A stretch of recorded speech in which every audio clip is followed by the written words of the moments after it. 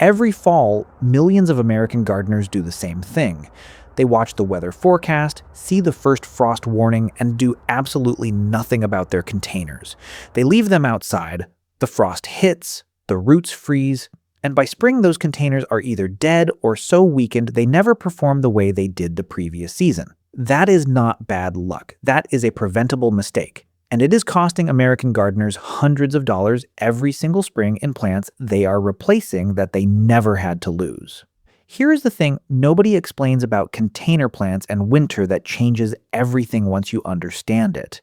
A perennial that is fully cold hardy in your zone in the ground is not automatically cold hardy in a container in the same zone. In the ground, soil acts as insulation. The root zone of an in-ground plant stays significantly warmer than the air temperature above it, even during hard freezes. In a container, the roots are surrounded by a thin wall of pot material on every side. Air temperature hits the root zone directly. A plant rated hardy to zone 5 in the ground can die in its container in zone 6 because the root zone temperature drops far below what that zone rating assumes. That one fact explains every mysterious container loss you have ever had. The plant was not too tender for your zone. The container killed it by exposing roots to temperatures the plant was never designed to survive. Today I am showing you exactly what to do before the first frost to make sure that never happens again. Drop your US state or USDA zone in the comments right now. What I recommend depends entirely on where you are growing and how cold your winters actually get. I read every single one. Let's go. Step 1. Know your containers before you do anything else. Not every container needs the same treatment. Not every plant needs the same protection. Before you move a single pot or wrap a single container, you need to sort everything you are growing into 3 categories. Getting this wrong wastes time and effort on plants that did not need help while losing plants that did. Category A. Hardy to 2 zones colder than where you garden. These containers can stay outside through winter with minimal or zero intervention. A zone 3 plant in a zone 5 garden falls into this category. It does not need wrapping, moving, or protection of any kind. Leave it. Check it in spring. Category B. Hardy to your zone, or 1 zone colder. These containers need insulation or shelter, but can survive outdoors with the right protection. This is the majority of containers in most American gardens. These are the ones that will determine whether your spring starts with thriving plants or with replacements. Category C. Hardy to zones warmer than yours. Tropical plants, tender perennials, citrus, agapanthus in cold zones. Anything with a hardiness rating that does not include your growing zone. These must come inside completely before the first frost hits. No amount of outdoor insulation saves a tropical root system through a genuine hard freeze. Sort every container you own into one of these 3 categories before you do anything else. That sorting determines every action that follows.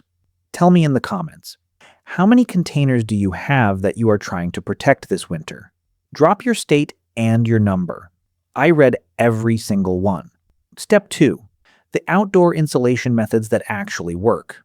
For Category B containers, the ones staying outside, insulation is the strategy. The goal is not to keep roots warm. The goal is to slow down the rate of temperature change so roots never experience the extreme low temperatures that kill them. Method 1. Bubble wrap the exterior, industrial bubble wrap, not the thin packing variety, wrapped 2 to 3 layers thick around the outside of a terracotta or ceramic container provides meaningful insulation against the temperature extremes. Secure it with twine or bungee cords. Leave the top of the soil uncovered for air circulation.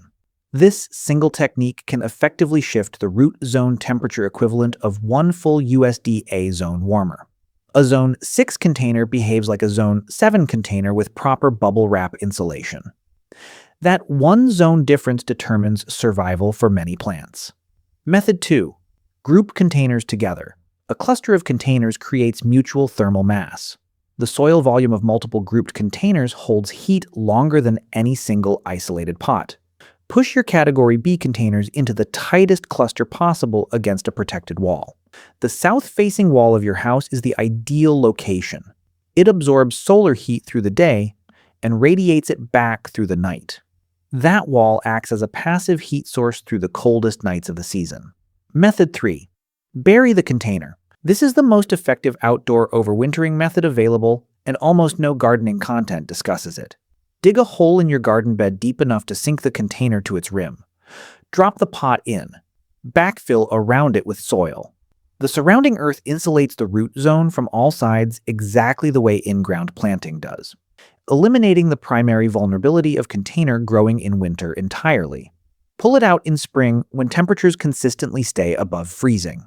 The plant winters as if it were in the ground because effectively it is. Method 4. Mulch the top. After grouping and wrapping, cover the soil surface of every Category B container with 4 to 6 inches of straw, shredded leaves, or wood chip mulch. This insulates the top of the root zone, the entry point for cold air, and dramatically slows the rate of soil temperature drop during freezing nights. If you are watching this and not subscribed, yet hit that button right now. This channel puts out practical zone-specific money-saving gardening content every single week. The information in this video alone is worth more than what most gardening books charge for the same advice. Free. 2 seconds. Hit subscribe now. Step 3. What to bring inside and where to put it. Category C containers come inside, no exceptions. But where inside matters almost as much as the decision to bring them in. Option 1. Unheated garage or basement. This is the ideal location for most Category C plants that go dormant in winter. Dahlias, cannas, tender ferns, agapanthus in cold zones. The space stays above freezing but cool enough to maintain dormancy. The plant does not need light when dormant. It needs protection from freezing temperatures and nothing else. Check the soil moisture monthly. Water just enough to prevent complete desiccation, not to keep the plant actively growing. Option 2. Cool, bright indoor space. For tender evergreen plants, citrus, rosemary in cold zones, bougainvillea, tender succulents, a cool, bright window, or sunroom is the correct location. These plants do not go fully dormant. They need light to maintain basic metabolic function through winter. A south-facing window with supplemental grow light if natural light is limited is the setup that carries these plants through winter without significant decline. Option 3. Heated indoor space for tropical plants. True tropicals, hibiscus, mandevilla, banana, need warmth and light through winter. A heated room with a bright south or west-facing window is the minimum. Expect some decline in growth and appearance through the low-light winter months. That is normal. The goal is survival, not performance. Performance returns in spring when the plant goes back outside. One critical rule for every plant you bring inside. Check for pests before it crosses the threshold. Spider mites, scale, and fungus gnats hiding in container soil will establish indoors within weeks of coming inside and spread to your houseplants. Spray foliage with diluted hydrogen peroxide, half a cup of 3% peroxide per gallon of water, before bringing any container plant indoors. Drench the soil with a diluted peroxide solution to eliminate fungus gnat larvae. That one step prevents an indoor pest outbreak that is far harder to deal with than the few minutes of prevention require. Hit the like button right now. Every like tells YouTube this content is worth showing to gardeners across America who are losing containers every winter without understanding why. 1 tap. Step 4. Soil and watering management through winter. Most gardeners keep watering their containers through fall on the same schedule they used through summer. That is a mistake that creates 2 problems simultaneously. Wet soil freezes harder than dry soil. A container with saturated soil going into a hard freeze experiences more root damage than the same container with moderately dry soil because water expands as it freezes, and that expansion tears root tissue. Reduce watering frequency significantly as temperatures drop and fall. Allow the soil to dry more between waterings than you would during the growing season. The plant is slowing down. Its water needs are declining.